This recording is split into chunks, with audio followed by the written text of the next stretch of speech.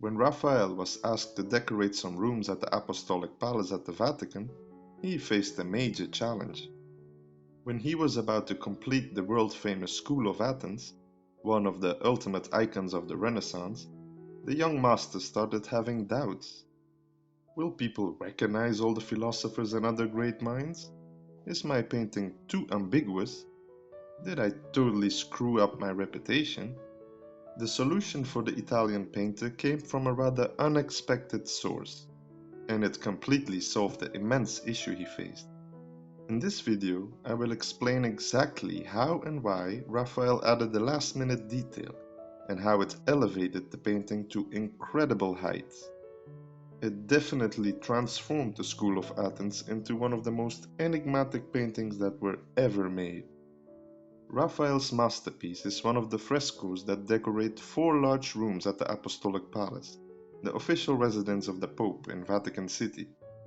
At the time, in the early 16th century, those were the Pope's private quarters and served as both his library and reception rooms. It's also here that high-ranking clergymen came together to choose a new Pope. Raphael simply knew that he had to come up with something special. He started by painting the 4 large walls of the Stanza della Segnatura, the room where the Catholic Church signed all its important documents before. When Raphael started making preparatory drawings, Pope Julius II used this particular room as his library, so he basically commissioned Raphael to lighten it up a little. Raphael chose to depict 4 subjects that reflected the Pope's collection of books, which were theology, philosophy, justice, and poetry. It became an incredible sight to behold. Apart from the School of Athens, this room also features the Disputation of the Holy Sacrament, the Parnassus, and the Cardinal Virtues.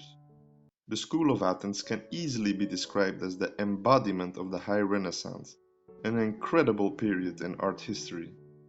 During this brief period, the first 2 decades of the 16th century, some of the greatest artists in history lived and worked in Rome.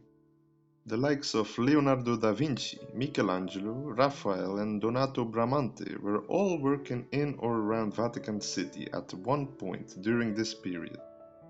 Although da Vinci and Michelangelo are more famous than him, it was likely Donato Bramante who brought Raphael to Rome in 1508. Bramante was an architect who earned a commission to design St. Peter's Basilica, best known today as being the largest church in the world. He was from Urbino, the walled city in Italy where Raphael was born and raised as well. This link is crucial in order to fully understand the story behind the School of Athens, which was painted between 1511 and 1512. This immense fresco features a building in the background, which appears to be very similar to Bramante's original Greek cross design of St. Peter's Basilica. Although not confirmed, it's assumed that the old architect helped the young prodigy with the composition of the painting's architectural details. Now here's where the story takes an interesting plot twist, which also features Michelangelo in a crucial role. Michelangelo had been working on the tomb of Pope Julius II, but it was Bramante who convinced the Pope that this was a bad idea while he was still alive. Because of Bramante, the sculptor lost his commission, and this caused quite a bit of a stir in 1506. Michelangelo chose to leave Rome for his native Florence after the two quarreled. According to an urban legend, it was Bramante again who suggested that Michelangelo should paint the ceiling of the Sistine Chapel instead of completing the Pope's tomb. He didn't like it. Not only was he a sculptor, but it was also a back and neck breaking job.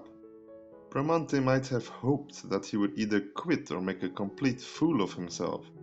After all, how could a sculptor possibly paint, right? Reluctantly, Michelangelo started painting this immense ceiling in 1508, and he managed to complete it 4 years later in 1512. The rivalry between Bramante and Michelangelo reached a boiling point during these years, especially when Raphael became Bramante's protégé in Rome. The Italian polymath eventually got the last laugh, but he could impossibly have known how it eventually came about.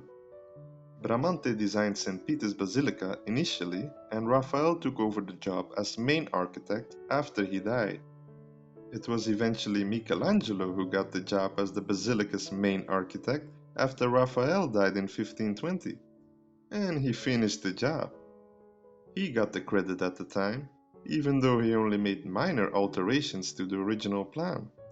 That's a remarkable way to get back at your old rival, don't you think? Now let's get back to the School of Athens, the painting that was completed around the same time as Michelangelo's incredible ceiling fresco inside the Sistine Chapel. This is an important notion, and you'll soon understand why, but let's first take a closer look at what the painting depicts. As I already mentioned, it represents philosophy, and therefore it depicts a wide range of ancient philosophers, mathematicians, and scientists. The painting is centered around two main figures who have been identified as ancient Greek philosophers, Plato and Aristotle. It's pretty sure that the model for Plato was nobody else than Leonardo da Vinci. A drawing of the man at an older age seems to confirm this theory. Plato points towards the sky with one hand while holding his famous Timaeus, his work trying to explain man's role in the physical world. Aristotle holds his equally famous work titled The Nicomachean Ethics, his life lessons to improve the lives of human beings. As easy as the two main figures are to identify, as hard it becomes to put a name to just about every other great mind in this monumental work of art. It quickly becomes clear that there's a motive. Raphael purposely ensured that we couldn't easily identify the other figures.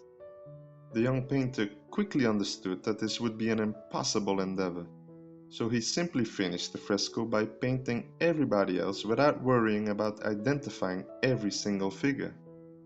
He left a few clues though, such as Pythagoras displaying his principle, or his self-portrait as ancient Greek painter Apelles. But for the rest, it's everybody's best guess who is who. Is this finely dressed soldier Athenian general Alcibiades or Alexander the Great? Is this philosopher Epicurus or Democritus? The list of confusion and best guessing goes on, and that's when a pattern about the dual nature of identity seems to emerge. But why would the artist make it deliberately difficult to identify the figures? I think that Raphael suddenly had a revelation that made it unnecessary for him to do so. In order to grasp the true meaning, we need to look at the figure in the foreground, another of the few figures that have been positively identified. This is Heraclitus, modeled on Michelangelo. But before I explain exactly why Raphael painted Michelangelo as Heraclitus, I want to enlighten you about the backstory related to it. Although Raphael made many preparatory drawings for the School of Athens, none of them featured this half-reclining man who scribbles on a piece of paper. One day, he managed to get the keys to the Sistine Chapel where Michelangelo was about to complete his incredible ceiling painting. Raphael was so impressed that he felt that he had to pay homage to this man, even though his mentor, Bramante, thoroughly despised him. Now here's the thing. Michelangelo was a gloomy man who was generally disliked by many people. Raphael, on the other hand, had a charming personality and was liked by everybody he met. I think Raphael expected to have a good chuckle when he laid eyes upon Michelangelo's work, but he was blown away by the work of a man whom he believed to be mainly a sculptor. Being the good guy he was, Raphael painted this figure and used Michelangelo, who was about 37 years old at the time, as a model. Just think about it. How couldn't he after seeing this incredible ceiling, right? There was rivalry, yes, but also mutual respect. Now finally, let's check out how Raphael managed to solve the main issue he faced, which was to prevent this fresco from becoming nothing more than a soup of confusion. This is Heraclitus, the ancient Greek philosopher who famously said that you can't step into the same river twice. His entire philosophy was based around the idea that everything is in constant movement, or in his own words, everything flows. We see him writing his thoughts on a piece of paper. The inkpot next to him dangerously balances on the edge of the table and is about to get knocked over. Remarkably, not a single complete work of Heraclitus has survived, as the flow of life simply caught up on it. Heraclitus was also the first to propose the unity of opposites, and because of this, Raphael managed to ensure that it doesn't matter who is who in this painting. While every depicted great mind might have a different opinion, it all balances itself out in the ever-changing flow of life. As Plato points towards the sky above, Aristotle indicates we should look into the physical world to find answers. The last-minute edition of Heraclitus ensures that the School of Athens isn't merely a collection of great minds from antiquity. It magnificently highlights that Raphael managed to capture the flow of life into a single painting. This provides an extra dimension to the School of Athens and makes it, in my opinion, one of the greatest works of art ever created.